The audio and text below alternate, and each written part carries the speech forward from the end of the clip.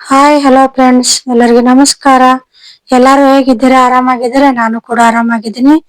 ಇವತ್ ನಾನು ಡಿನ್ನರ್ಗೆ ಆಗಿರ್ಬೋದು, ಲಂಚ್ ಬಾಕ್ಸ್ಗೆ ಆಗಿರ್ಬೋದು, ಸೂಪರ್ ಆಗಿರೋಂಥ ಹೆಲ್ದಿ ಆಗಿರೋಂಥ ರೆಸಿಪಿ ಮಾಡಿ ತೋರಿಸ್ತಾ ಇದೀನಿ. ಬನ್ನಿ ನೋಡೋಣ. ನೋಡಿ, ಮೊದಲಿಗೆ ಒಂದು ಕುಕ್ಕರ್ ತಗೊಂಡಿದ್ದೀನಿ.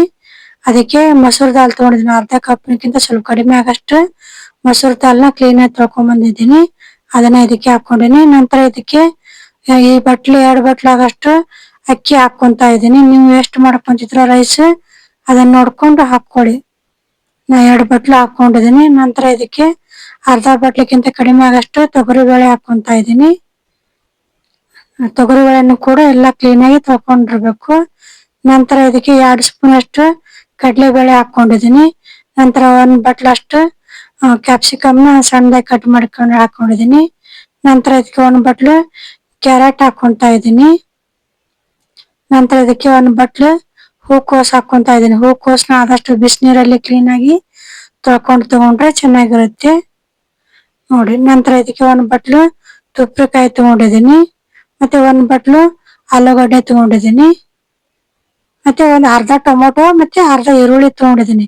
ಇನ್ನು ಅರ್ಧ ಭಾಗನ ಆಮೇಲೆ ಹಾಕೊಂತೀನಿ, ಸ್ಕಿಪ್ ಮಾಡಿದೆ ನೋಡಿ. ಇವಾಗ ಸ್ವಲ್ಪ ಅರಿಶಿನ ಪೌಡರ್ ಹಾಕೊಂತ ಇದೀನಿ. ನಂತರ 1 ಪಲಾವ್ ಎಲೆ ಹಾಕೋಬೇಕು. ಪಲಾವ್ ಎಲೆನ ಫ್ಲೇವರ್ಗೋಸ್ಕರ ತಗೊಂಡಿದೀನಿ. ನಂತರ ಇದಕ್ಕೆ ನಿಮ್ ಎಷ್ಟು ಖಾರ ತಿಂತೀರ ಅದನ್ನ ನೋಡ್ಕೊಂಡು ಖಾರ ತಗೊಳ್ಳಿ. ನಾ 2 ಸ್ಪೂನ್ ಅಷ್ಟು ಹಸಿ ಖಾರದ ಪೌಡರ್ ಹಾಕೊಂಡಿದೀನಿ. ಮತ್ತೆ ರುಚಿಗೆ ತಕ್ಕಷ್ಟು ಉಪ್ಪು ಹಾಕೊಂಡಿದೀನಿ. ನಂತರ 3 ಹಸಿಮೆಣಸಿನ್ಕಾಯಿ ಹಾಕೊಂತೀನಿ. ಇದಕ್ಕೆ ಸ್ವಲ್ಪ ನೀರ್ ಹಾಕೊಳ್ಳೋಣ. ನೀವೆಲ್ಲ ರೈಸು ಎಲ್ಲ ತರಕಾರಿ ಮುಳುಗುವಷ್ಟು ಇದಕ್ಕೆ ನೀರ್ ಹಾಕೊಂತೀನಿ.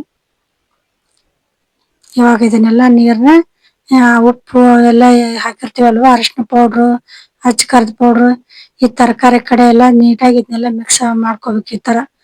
ಇಲ್ಲಾಂದ್ರೆ ಸರಿಯಾಗಿ ಮಿಕ್ಸ್ ಮಾಡ್ಕೊಲಿಕ್ಕಂದ್ರೆ ಅಲ್ಲೆಲ್ಲ ಗುಡ್ಡೆಯಾಗಿ ಹಾಗೆ ಕುತ್ಕೊಂಡ್ಬಿಡುತ್ತೆ. ಅದು ಸರಿಯಾಗಿ ಖಾರದ ಪೌಡ್ರು ಅದೆಲ್ಲ ಸರಿಯಾಗಿ ಮಿಕ್ಸ್ ಆಗೋದಿಲ್ಲ. ಅದಕ್ಕೆ ಇದೆಲ್ಲ ನೀಟಾಗಿ 1 ಸ್ಪೂನ್ ಸಾರಿದ್ರೆ ನೀಟಾಗಿ ಮಿಕ್ಸ್ ಮಾಡ್ಕೋಬೇಕು ಈ ತರ. ಇವಾಗ ಕುಕ್ಕರ್ ಮುಚ್ಚಳ ಮುಚ್ಬಿಡೋಣ. ಮುಚ್ಚಿ ಇದನ್ನ 3 ವಿಷಲ್ ಬರೋವರೆಗೂ ಕೂಗಿಸ್ಕೊಂಡ್ ಬರ್ತೀನಿ ನೋಡಿ. ಇವಾಗ 3 ವಿಷಲ್ ಆಗಿದೆ. ಇದನ್ನ 3 ವಿಷಲ್ ಆಗಿಂದ ವಿಷಲ್ ತೆಗೆದು ಸ್ವಲ್ಪ ಹೊತ್ತು ಬಿಟ್ಟು ಓಪನ್ ಮಾಡ್ಕೊಳ್ಳಿ. ಬಿಗ್ನರ್ಸ್ಗೆ ಗೊತ್ತಿರೋದಿಲ್ಲ, ಅದಕ್ಕೆ ಹೇಳ್ತಾ ಇದ್ದೀನಿ ನೋಡಿ. ರೈಸ್ ಎಲ್ಲ ಚೆನ್ನಾಗಿ ಬಂದಿದೆ, ತರಕಾರಿ ಎಲ್ಲ ಮೇಲ್ಗಡೆ ಬಂದಿದೆ ನೋಡಿ. ಇವಾಗ ಇದಕ್ಕೆ ಸ್ವಲ್ಪ ಬಿಸಿನೀರ್ನ ಕಾಯ್ದಕ್ಕೆ ಇಟ್ಕೊಂಡಿದೀನಿ. ಆ ನೀರ್ನ ಇದಕ್ಕೆ ಹಾಕೊಂತ ಇದ್ದೀನಿ. 1 ಗ್ಲಾಸ್ ಅಷ್ಟು ಬಿಸಿನೀರ್ನ ಇದಕ್ಕೆ ಹಾಕೊಂತೀನಿ ನೋಡಿ. ನಿಮ್ಗೆ ತಿಳುವಾಗಿರ್ಬೇಕು, ಸ್ವಲ್ಪ ತುಂಬಾ ಗಟ್ಟಿಯಾಗಿರಬೇಕು ನೋಡ್ಕೊಂಡು ನೀವು ನೀರ್ ಹಾಕೊಳ್ಳಿ. ನಾನು ಮೀಡಿಯಂ ಆಗಿರೋ ಅಷ್ಟು ಹಾಕೊಂಡಿದ್ದೀನಿ, 1 ಗ್ಲಾಸ್ ಅಷ್ಟು. ನೋಡೋಣ, ಇದನ್ನೆಲ್ಲ ನೀಟಾಗಿ ಸ್ವಲ್ಪ ಮಿಕ್ಸ್ ಮಾಡೋಣ. ಈ ತರ ಮಿಕ್ಸ್ ಮಾಡ್ಕೊಂಡ್ರೆ ಅಲ್ಲಲ್ಲಿ ಏನಾರ ತರಕಾರಿ ಅದೆಲ್ಲ ಕುಂತ್ಕೊಂಡಿರ್ತಲ್ಲ ಅದೆಲ್ಲ ನೀಟಾಗಿ ಬರುತ್ತೆ. ನಂತರ ಇದಕ್ಕೆ ಅರ್ಧ ಬಟ್ಲಷ್ಟು ಹಸಿ ಕೊಬ್ಬರಿ ತುರಿ ಹಾಕೊಂತ ಇದ್ದೀನಿ ನೋಡಿ. ಹಸಿ ಕೊಬ್ಬರಿ ನಿಮ್ಗೆ ಇಷ್ಟ ಇದ್ರೆ ಹಾಕೋಬಹುದು, ಬೇಡ ಅಂದ್ರೆ ಸ್ಕಿಪ್ ಮಾಡ್ಕೋಬಹುದು.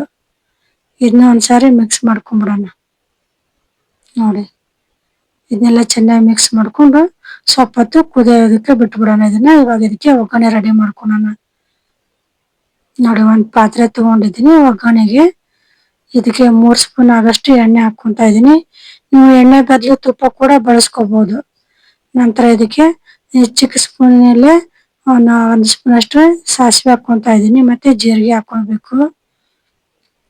ನಂತರ ಇದಕ್ಕೆ ಜಜ್ಜಿಟ್ಕೊಂಡ್ರಂತ 1 5 ಬೆಳ್ಳುಳ್ಳಿ ಹೆಸಳು ಹಾಕೊಂತ ಇದೀನಿ. ನಂತರ ಇದಕ್ಕೆ ತುರಿದಿಟ್ಕೊಂಡ್ರಂತ ಹಸಿ ಶುಂಠಿ ಹಾಕೊಂತ ಇದೀನಿ. ನೀವು ಶುಂಠಿ ಬೆಳ್ಳುಳ್ಳಿ ಪೇಸ್ಟ್ ಇದ್ರೆ ಅದನ್ನ ಕೂಡ ಹಾಕೋಬಹುದು. ನಂತರ ಇವಾಗ ಇದಕ್ಕೆ ಒಣಮೆಣಸಿನ್ಕಾಯಿ ಹಾಕೊಂತೀನಿ. 2 ಒಣಮೆಣಸಿನ್ಕಾಯಿನ ಈ ತರ 1ರಲ್ಲಿ 2 ಭಾಗ ಮಾಡಿ ಕಟ್ ಮಾಡಿ ಹಾಕೊಂಡಿದೀನಿ.